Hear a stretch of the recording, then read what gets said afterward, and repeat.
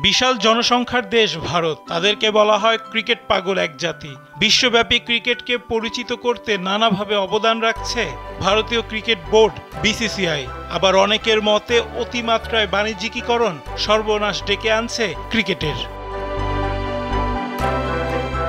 নানা ধরনের নিয়ম প্রয়োগ করতে দেখা যায় তাদের। এই যেমন ইন্ডিয়ান প্রিমিয়ার লিগ, আইপিএল ও ঘরোয়া ক্রিকেটে নতুন নতুন নিয়ম প্রয়োগ করে বিসিসিআই। চলতি আইপিএলে চালু রয়েছে 4টি নতুন নিয়ম, যার বেশিরভাগই আন্তর্জাতিক ক্রিকেট নিয়মের সঙ্গে সাংঘর্ষিক।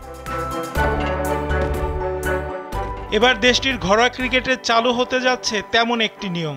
ঘরোয়া ক্রিকেটে টস ছাড়া ম্যাচ আয়োজন করার কথা ভাবছে বিসিসিআই। ওয়ালটন ফ্রিজ কিনে অনেকের মতো আপনিও হয়ে যেতে পারেন মিলেনিয়াল, সেরা পণ্যের সেরা অফার।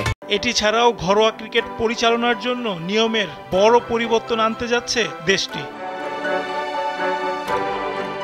ভারতের ক্রিকেট বিষয়ক ওয়েবসাইট ক্রিকবাজ তাদের এক প্রতিবেদনে জানিয়েছে, সিকে নাইডু ট্রফিতে টস প্রথা বাদ দেওয়ার কথা ভাবছে বিসিসিআই। এক্ষেত্রে আগে কারা ব্যাটিং বা ফিল্ডিং করবে এই সিদ্ধান্ত দেবে সফরকারী দল।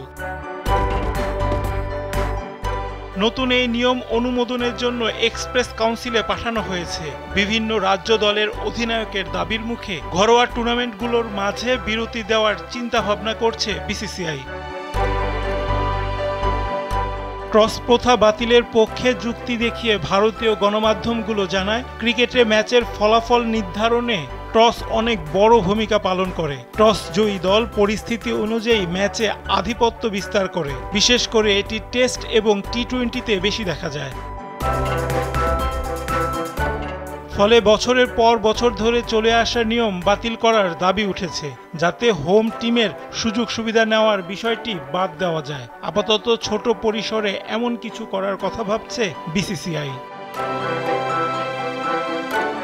ভারতের প্রথম শ্রেণীর ক্রিকেট টুর্নামেন্ট রঞ্জি ট্রফি, এই টুর্নামেন্টকে 2 ভাগে বিভক্ত করার কথা ভাবছে বিসিসিআই।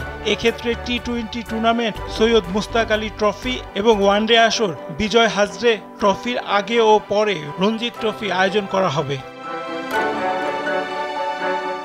নতুন প্রস্তাবে আরও রয়েছে, দিলীপ ট্রফির দল নির্বাচন করে দেবে জাতীয় নির্বাচকরা। প্রতি বছর 4 দল নিয়ে আয়োজিত এই টুর্নামেন্ট দিয়ে শুরু হয় ভারতের ঘরোয়া ক্রিকেটের মৌসুম। তবে নতুন প্রস্তাব অনুযায়ী ইরানি কাপের পর হবে দিলীপ ট্রফি, এরপর মাঠে গড়াবে রঞ্জি ট্রফির প্রথম পর্ব। রায়হান রাসেল, কালবেলা।